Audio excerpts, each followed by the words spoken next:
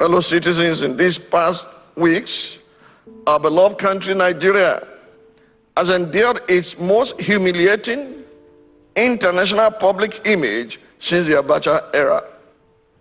Years of leadership failure to confront our nation's underlying crisis finally came to a head as the deteriorating state of our country drew the most despicable language ever used by a world leader to describe Africa's largest nation, with President Trump referring to Nigeria as a now disgraced country. The sudden intense flurry of activity from the Nigerian government following Donald Trump's threat only betrays the fact that before now, Nigerian leaders had buried their heads in the sand like ostriches, preoccupied with the politics of chaos and paying little attention to the real work of governance, until Donald Trump's insults jolted the sleeping giant. Nigeria's political class have been dancing on a hot stove like the experimental frog that slowly boiled to death as the heat rises. They have numbed themselves to the painful realities that ordinary citizens endure daily. It is a stain on the Nigerian government that it took the threat of external intervention to rouse leaders to their responsibilities. It's a shame on our National Assembly that it took the United States Congress, not the representatives elected by Nigerians, to convene a hearing on the lived experiences of citizens suffering under insecurity, while those in Abuja were busy with politicking, posturing for political relevance, defecting from one political party to another in their desperate maneuvers to secure their seats ahead of the 2027 elections. Fellow citizens, since Friday, October 31, 2025, our country has found itself in the center of an unfolding storm. It began with the announcement by President Donald Trump of the United States redesignating Nigeria as a country of particular concern. When I first heard CPC, I thought it was a party that we killed to form APC. You know, it was CPC. Nigeria became a country of particular concern over allegations of a government-oriented killing of Christians.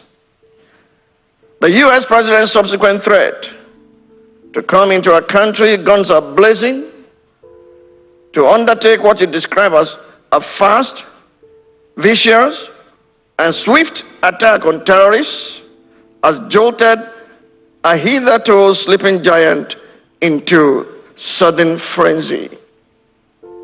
Within the same period, the existential dangers that once lurked beneath the surface of our national life are now breaking through, demanding urgent attention, even as terrorists intensify their threats and attacks against the Nigerian state. From the ambush of troops of the 25 Task Force Brigade in Borno State by the Islamic State of West Africa Province, ISWAP, in which Brigade Commander M. Uba and 3 others were killed, to the attack on Government Girls Comprehensive Secondary School in Maga, Kebbi State, in which dozens of schoolgirls were abducted and the vice principal killed, to the attacks on Christ Apostolic Church, Eriku, Ekiti local government area in Kwara State, in which dozens of worshippers were kidnapped, to the kidnapping of hundreds of students from St. Mary's Catholic School in Papiri Town, Niger State, all in the space of 1 week. The level of insecurity seems to have worsened in response to this global focus on Nigeria as terrorists and bandits brazenly dare the Nigerian state. While we rejoice at the release of some of the kidnapped victims, including the Kebbi school girls and the Kwara church worshippers, as well as the escape of some of the pupils kidnapped in Papiri, Niger State, the secrecy-shrouded circumstances of their release leave more questions than answers. Who ordered the withdrawal of the military from the Kebbi school about 45 minutes before the attack? What agreements were negotiated with the bandits? And what concessions were made to secure the release of the abductees? The continuing attacks on communities further underscore the need for fundamental interventions that go to the very essence of our nationhood and the quality of governance in both domestic and foreign policy contexts. Fellow citizens, in these past weeks, our beloved country, Nigeria, has endured its most humiliating international public image since the Abacha era. Years of leadership failure to confront our nation's underlying crisis finally came to a head as the deteriorating state of our country drew the most despicable language ever used by a world leader to describe Africa's largest nation, with President Trump referring to Nigeria as a now disgraced country.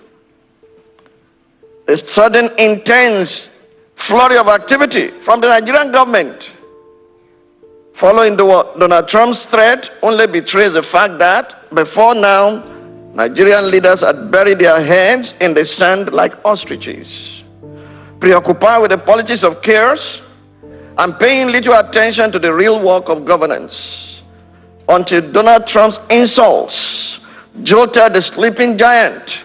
Nigeria's political class have been dancing on a hot stove like the experimental frog that slowly boiled to death as the heat rises.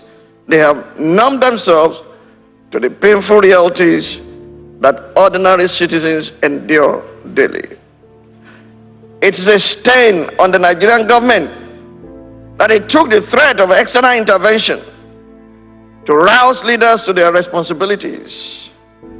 It's a shame on our National Assembly that it took the United States Congress, not the representatives elected by Nigerians, to convene a hearing on the lived experiences of citizens suffering under insecurity, while those in Abuja were busy with politicking, posturing for political relevance, defecting from one political party to another in their desperate maneuvers to secure their seats ahead of the 2027 elections.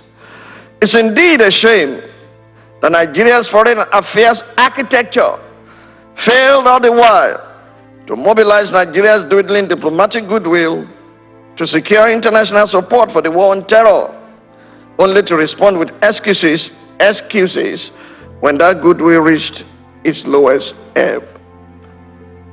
Amid all of these developments, concerned Nigerians have been reaching out to me, both directly and through my aides, as well as through the media, asking why I have not spoken all this while. A particular piece in the Mirror Online, titled "Where is Pastor Tunde Bakare?" caught my attention. Permit me to read out excerpts from this piece written by a gentleman named Dr. Egbo Paul, who describes himself as a distant admirer. Hear him. The nation is groaning. The church is crying. The people are confused. And your silence, sir, your silence is loud. This is not to judge you. It is not to mock you. It is not to measure your relevance. It is a plea, a lament, a longing. For more than 2 decades, your voice was a lamp in dark political nights. You stood when others bent. You confronted when others compromised. You spoke when others hid in diplomatic shadows. So today, many of us who grew up under your ministry are simply asking, where is Tunde Bakare? Where is the voice that once called a nation to conscience? Where is the shepherd who once comforted, corrected, and confronted? Where is the prophet whose words carried weight in moments like this? Because, sir, the Nigeria of today needs a voice again. Sir, where are you? Nigeria is bleeding. The church needs clarity. The nation needs prophetic courage. And some of us still believe you have something to say. I was deeply struck by the reflections of Dr. Egbo Paul, and I'm grateful for the thought-provoking perspective and constructive challenge he offered. Let me begin by reminding us that God cannot be crowded out of history. He is the author of history. As a matter of fact, history is his story. And the future is nothing but his story, concealed until it is revealed to his servants, the prophets. Whereas the nation went into a frenzy as a result of Donald Trump's pronouncements, these events did not take us by surprise, because God had revealed them about a year before they happened. For the uninitiated, let me state that there exists a potent but often overlooked tool for national security, namely spiritual intelligence. This dimension of intelligence operates far beyond the traditional mechanisms available to state security institutions. Ordinarily, our security agencies depend on several established methods. Let me mention some of them. First, they rely on what they call open source intelligence, OSINT, which involves collecting information from publicly accessible materials such as news publications, broadcasts, and social media. They also make use of human intelligence, HUMINT, deploying agents, informants, diplomats, consular officers, and military personnel to gather critical insights. Additionally, they employ signals intelligence, SIGINT, by intercepting electronic communications, including phone conversations and other digital channels. Furthermore, they utilize imagery intelligence, drawing on aerial photography and satellite imagery to map and interpret threats. Although a superior intelligence gathering tool, spiritual intelligence, you can call it SPIRIT, if you will, does not replace these established methods used by agencies such as Department of State Services, DSS, the National Intelligence Agency, NIA, or the Directorate of Military Intelligence, DMI. Rather, within God's order, it is designed to complement, elevate, and sharpen them, providing direction, discernment, and insight that no human instrument can supply on its own. This is why you find those in power always consulting marabouts. From Joseph's interpretation of Pharaoh's dream, which catapulted Egypt to the center of a new global order, to Daniel's insights that fortified the Babylonian and Persian empires and ultimately secured the freedom of the Jews, Scripture shows us the power of spiritual intelligence in national affairs. From the vulnerability intelligence that positioned Gideon and his 300 men for victory, to David's divinely revealed battlefield strategies against invading armies of the Philistines, from Elisha's prophetic interception of Syrian war plans that repeatedly enabled Israel to thwart enemy attacks, to Ezekiel's spiritual transportation to Jerusalem that enabled him witness the hidden abomination of Israel's leaders right from his physical location in Babylon. The Bible is replete with examples of spiritual intelligence as a tool of national security. This tool remains as potent today as it was then, because God is always at the peak of his power.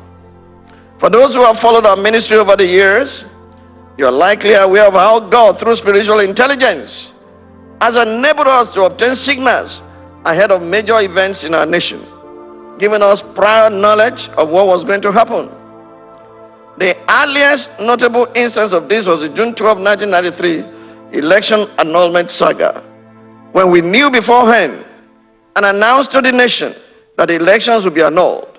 So precise was the intelligence that we knew that it would be annulled by Wednesday, June 23, 1993, the exact date on which President Babangida eventually announced the annulment. I'll start with spiritual intelligence on Donald Trump and Nigeria. In November 2024, immediately after the election of Donald Trump as the 47th President of the United States, God showed me a vision. In that vision, I saw Air Force One, the aircraft of the President of the United States, land somewhere in Sabo Yaba, Lagos. President Donald Trump stepped out of the aircraft, dressed in the thobe and gutra, the traditional attire worn by Muslim men in the Arabian Peninsula, in countries such as Saudi Arabia, Qatar, and the United Arab Emirates. With a look of glee, he alighted from the aircraft and declared, "We are here now." This vision came to me about a year ago in November 2024, and I do not take such visions for granted. I do not go to town with them unless the one who revealed it instructs me to. However, I share with my think tank, and we analyze the revealed intelligence. The following were clear to us even before the 47th President of the United States of America was sworn in. Number one, President Donald Trump was going to have a particular interest in Nigeria. Number two, his interest in Nigeria was going to be connected to his interests in the Middle East and the Arabian Peninsula. Number three, Nigeria's oil wealth was going to be critical to the Trump presidency, as will be other mineral resources and critical sectors like real estate. Number four, the American president will be particularly interested in Nigeria's role in the value chain of emerging technologies. In that vision, the tech industry dimension was represented by Sabo Yaba, where the president's aircraft landed. Sabo Yaba is the epicenter of Nigeria's tech startup hub, hosting such hubs as Co-Creation Hub, CC Hub, funded by Nigeria's current Minister of Communication, Innovation and Digital Economy, Dr. Bosun Tijani.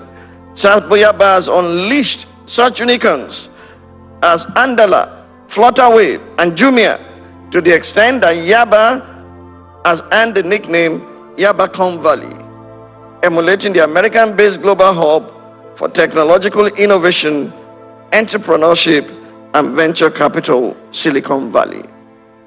Trump's Muslim attire was a clear indication that its interest in Nigeria was going to have serious religious implications, so that could cause religiously motivated social unrest.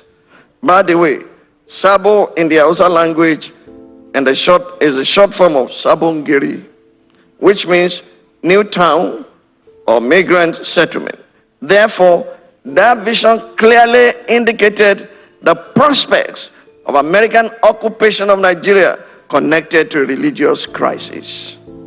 We recognize that to position Nigeria strategically in a shifting global order, an integrated approach was required, one that will involve a critical review of our governance structure, security architecture, and geo-economic strategy. Some of the interventions we made over the course of the year, including the proposal for national security reforms, which I presented from this same platform on Easter Sunday, April 20, 2025, when I cautioned President Bola Ahmed Tinubu against playing God, and which later drew the president's attention, were all aimed at preemptively achieving these outcomes. Today, in this address, I'll be revisiting some of those recommendations, but not without addressing the root cause of our national insecurity and excavating the challenge of the lack of political will that has crippled governance for decades in Nigeria. In the past few weeks following Donald Trump's redesignation of Nigeria as a country of particular concern, a heated national debate has emerged over whether Christians have been specifically targeted in mass killings in parts of Nigeria in effect, and whether a Christian genocide has taken place in Nigeria with the complicity or indifference of the Nigerian government. While some, particularly Christians, who have suffered violent persecution in the Middle Belt and have lost lives and property, insist that Nigeria is indeed experiencing a form of Christian genocide. Others argue that the conflict landscape is far more complex than a simple Christian versus Muslim framing. Yet, very few have taken the time to clearly unpack the true complexity of the problem. In this speech, I will not be joining that debate. Instead, I'll be revisiting what's often referred to as the Nigeria question, so that we may fully understand what we are dealing with and what we must do to confront these problems decisively, aided by insights from spiritual intelligence. The Nigeria question. The Nigeria question comprises a series of fundamental issues at the very core of our nationhood. Are you listening? They force us to ask, who is a Nigerian? What minimum standard of dignity must every Nigerian be guaranteed? Under what terms should the diverse groups within our borders coexist? What is the value of a Nigerian life? And how should Nigerians be governed? The events of the past few weeks show clearly that 65 years after independence, we have still not answered these questions. The Nigerian question has a north-south dimension with its political, economic, social, legal, and environmental complexities. It's at the root of the diverse, divisive politics for which the country has resorted to the unspoken convention of zoning. Political parties that have failed to manage this dimension have found themselves in disarray. This dimension of the Nigerian question explains the perception of the political dominance of the North over the South since Nigeria's independence, and the economic dominance of the South over the North through resource distribution and revenue allocation. Furthermore, because the North is predominantly Muslim, while data shows that the South is predominantly Christian, the North-South dimension of the Nigerian question inevitably carries a religious layer. In practical terms, many Christians in the North do not enjoy the same degree of religious freedom as their counterparts in the South. There are limits to how openly they can practice the tenets of their faith, including evangelism, contrary to Section 38 of the Nigerian Constitution. Long before the rise of the terror groups that now dominate national discussions, there were already historical incidents of Christian persecution in the North, including the attacks on Christians by extremist groups led by the Maitasini. And although Section 10 of the 1999 Constitution prohibits adoption of a state religion, 12 states in the North went to adopt Sharia law, beginning with Zamfara in 1999, and we have also witnessed religiously motivated extrajudicial killings, with the case of Deborah Samuel standing as one tragic example. Just as we must, in the spirit of equity and justice, honestly ask ourselves whether Muslims who are minorities in some areas of the South have the liberty to practice their religion without bias or discrimination, we must not shy away from confronting the realities of the lived experiences of Christians in the North. The path to forging a nation requires asking the hard questions, not covering up uncomfortable realities. Nation building is a difficult task, And truth is the foundation upon which strong nations are built.